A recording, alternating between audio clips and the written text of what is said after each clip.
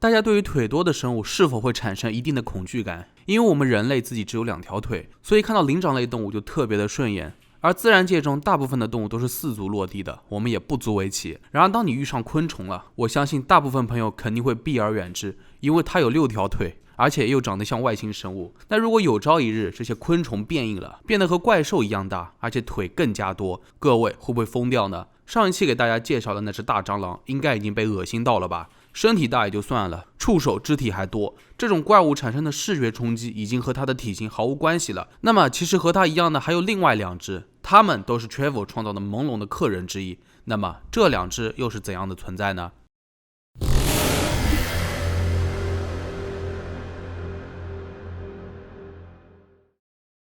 说实话，如果坐在车里的人是我，巨物恐惧症都要犯了吧？什么鬼？这么大，到底是蜘蛛还是章鱼？从照片上来看，它有11条不同粗细的腿，每条腿又有一个单独的关节，显得小腿很长。它有一个非常特别的名字，叫做网络海妖。可惜我们看不到它的脚到底长成什么样，只知道它全身都是呈现出淡红色的样子，像是章鱼的腿，又大又肥。这种生物的所有腿都聚集在一个巨大的椭圆形主体上，可能这是它的身体或者头部。在这个头部下面散发着奇怪的红光，也许这是它的嘴巴所在的位置。奇怪的是，除了头部之外，没有任何其他形式的腹部或者其他身体部位了，是个很典型的头足类生物。不过严谨点说，在我们所看到的范围内是头足类生物，因为保不齐这个生物的全貌并不是我们想象的那样的。根据数据来看，网络海妖大约有54米高，这还只是可见的部分，其真实高度和重量更是要大得多，可能要远远超过6082吨。由于它体积庞大，经常在有雾的天气里出现，所以对它的了解也仅限于此。要是有人类遇到它，那就倒了霉了。和其他的巨人生物一样，网络海妖也具有非常强的侵略性，它们会对于地球上的财产造成重大的破坏，杀死不值得的人类以及提升有价值的人类。不过网络海妖并不算高，所以无法冲破天际，它的主要目的就是造成破坏，而不是收集人类。其实网络海妖除了它的体型奇特之外，并没有任何明确的能力，可能有什么隐藏的技能并没有被人发现。不过考虑到这种生物形似蜘蛛或者章鱼，那么我们可以推测它可能会从主体部分排出某种物质，比如会喷射出用于进攻的墨汁，或者可以用来防御攻击的网状物质。然而由于它是一种陆地生物，后者的可能性更大。关于它的能力还有另外一种可能，那就是主体部分充当了嘴巴的功能，它可以轻易地吞噬人类。从照片上的情形来看，汽车在它的眼里也只不过是蚂蚁般的存在，所以吞下几辆车也根本就不在话下。如果说网络海妖出现在现实生活中的话，各位该如何应付呢？是找机动特遣队收容，还是召唤奥特曼干掉它？但是你以为只有它一直孤军奋战的话，那就大错特错了。另外一只在雾中的怪兽也在蠢蠢欲动，它就是编号2027。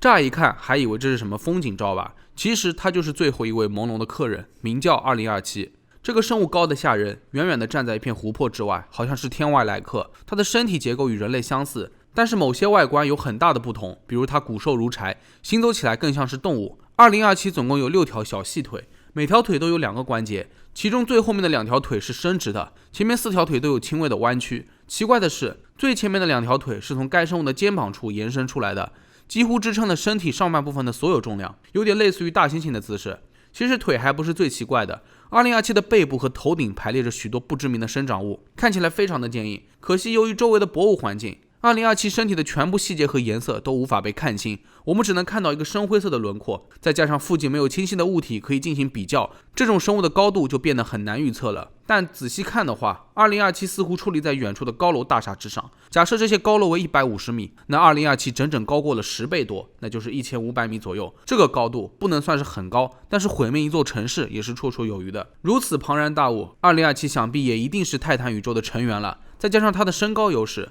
他完全可以利用自己的肢体收集有价值的人类，而他其实更喜欢在城镇地区游荡，就像是昆虫一样，用全部的6条腿行走，所以移动速度非常的快。其实2027的攻击方式和我之前讲的树头和突发新闻特别像，由于他们的高度并没有冲破天际，所以比起身长500公里的巨兽来说还是十分的渺小。果然 Travel 创造的泰坦宇宙当中还是会分3、6、9等的。那关于朦胧客人的3种生物已经全部都讲完了，那其实关于他们的名字也都是粉丝起的。Travel 并没有给这些生物起一个正式的名字，不过他提到过一句 Visiting Day 2027，雾天带来的客人。难道就是在预示着2027年的某一天，地球上面就要迎来这些朦胧的客人了吗？总之这一点 Travel 并没有交代清楚，对此网友们还有不同的想法。一部分人理解为这是泰坦队到达地球的第2027天，还有一种理解是参观日是1年1度的巨人来访活动，照片展出的是2027年参观日出现的巨人。那么你们认为是哪一种理论呢？大家不妨想象一下，等到世界末日来临之际，出现的各种变异生物来主宰地球，人类该是多么的渺小绝望啊！如果朦胧的客人是3种不同形式的变异昆虫的话，那网络海妖可以被称作为变异蜘蛛，2027可以被看作是变异的蚂蚱，再加上上集当中变异的蟑螂，这个巨型的变态昆虫组合也是相当的恐怖的。Travel 之所以要设定薄雾笼罩的场景，恐怕是想让人们看不清它们，打造出一种氛围感。毕竟未知的东西才是最可怕的，一旦某种东西违背了自然的规律，无疑也会打破人类心底的防线，就像是这种无法解释的生物，给自以为是地球主人的我们当头一棒。其实随着人类航天事业的发展，探索宇宙的步伐也越来越快，地球和整个宇宙相比只不过是渺小的存在，越是了解我们越能感觉到，哪怕是人类消失了，也只不过是无关痛痒，宇宙甚至不会产生一丝的波澜。那人类的存在还有意义吗？小伙伴们怎么看？可以在弹幕里讨论一下。虽然人类对于地球来说只不过是匆匆过客，但反过来想，人类的出现本身就是一种意义，无限的想象力更是探索一切的自我动力。所以还是要好好活着，让生命变得温暖，留下我们的生命岁月。那好了，本期视频到这就结束了。如果你们觉得视频做得不错的话，也别忘了点赞、收藏、加关注。我是郑整，那咱们下期视频再见吧。